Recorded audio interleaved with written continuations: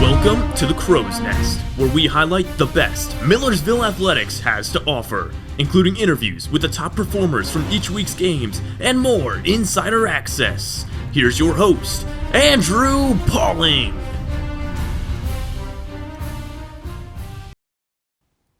Good afternoon and welcome to the Crow's Nest, your home for all things Millersville Athletics.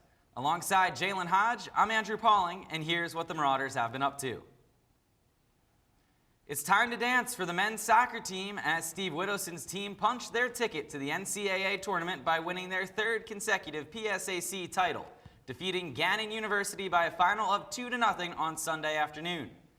Team captain Mateo Adaleta and redshirt junior Anthony Calamia both found the back of the net for Millersville as the veteran duo became PSAC champions for the third time in their collegiate careers. The Marauders earned a first-round bye and will host Gannon for a rematch of the title game this Saturday at Pusilla Field for the second round of the NCAA regional tournament. Our own Julia Fallows caught up with Coach Widow and Calamia yesterday afternoon. Here's what they had to say about the team's historic run. So the season started out promising with you guys being nationally ranked, and then you fell out of the rankings. How did the group bounce back and win the PSAC title? I mean, for the last several years, that's kind of been our mode of operation, if you like. That we have lots of up and downs during the season, but we found that's what we need. We look for. We're always going to face problems. It's better facing them early in the year, middle of the year, so we can come up with solutions and figure things out. Plus, it makes us battle hardened, which is an important thing as well. So when we get to the crunch games, and especially the playoffs, we've been there, we've seen it, we've learned lessons, and then we can apply those lessons. So I think we've learned to really just ignore the rankings, trust in the long-term process, and it's really been the staple of our success for the last several years in particular. Great. And for the guys who have been here for all three titles, how have you continued to see them grow and progress?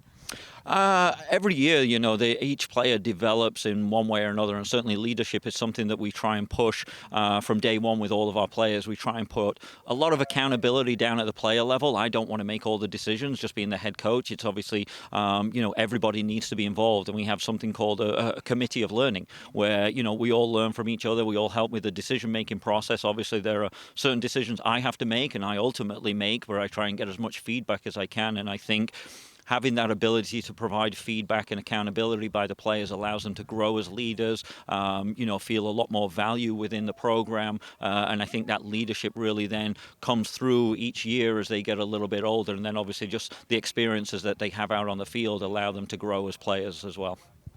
And this Saturday, it'll be the first time since 2015 that we'll have an NCAA game here. How is it an advantage playing in front of our home crowd? I don't know. This year's it's a little weird because our away record is extremely strong, but that was more towards the end of the season. And it's something we're actually going to talk about right now about, those early games. We had so many at home.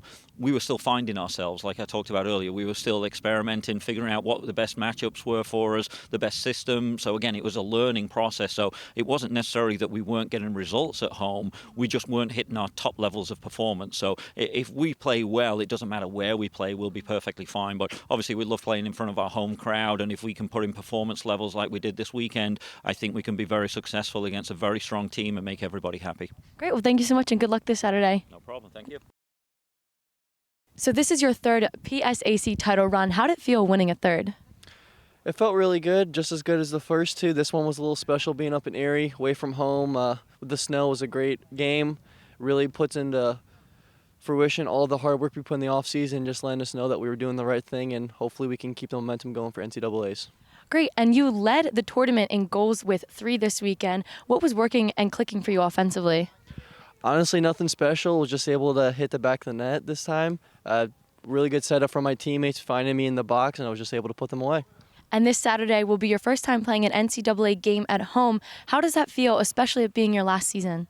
Feels really good to be able to play one last time here at Pusilla, whether it's our last game or we get one more after. We'll try to go as long as we can, and hopefully that we get a lot of people out to get a great atmosphere. And like I said, hopefully we can win this and get one more. Great. Well, good luck Saturday. Thank you. Thank you. Bob Hennessy was named tournament MVP for the conference tournament after recording a pair of assists.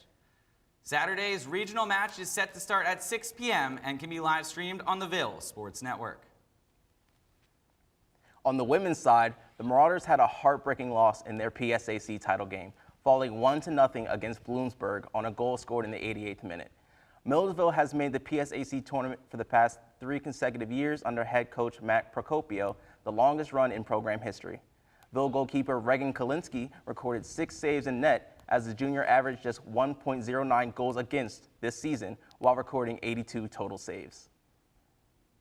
The women's swimming team improved to 6-0 on the season as their 6 consecutive wins is a new program best to open a season.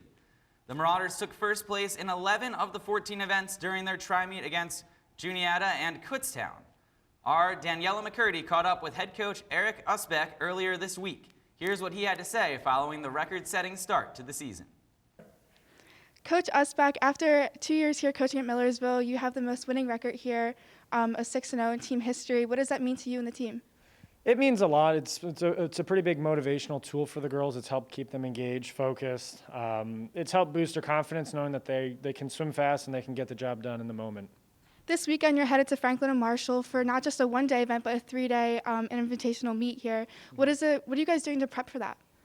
We're just going to give the girls a little bit of rest, fine-tune some of our strategies, focus on what our goals are for the year and see how close we can get to it.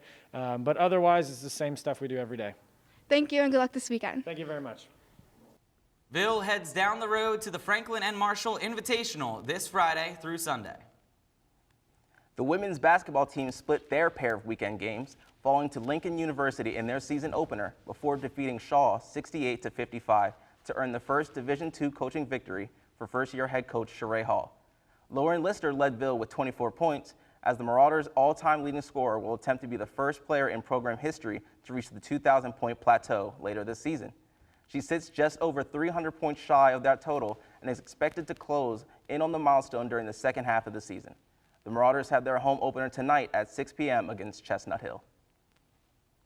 The men's basketball team rolled to a pair of wins during the Ron Wilson Classic as the Marauders beat Frostburg State by a final of 86-61 and Claflin by a final of 81-59. Our Daniela McCurdy caught up with graduate forward Caden Najdawi following Sunday's win over Claflin.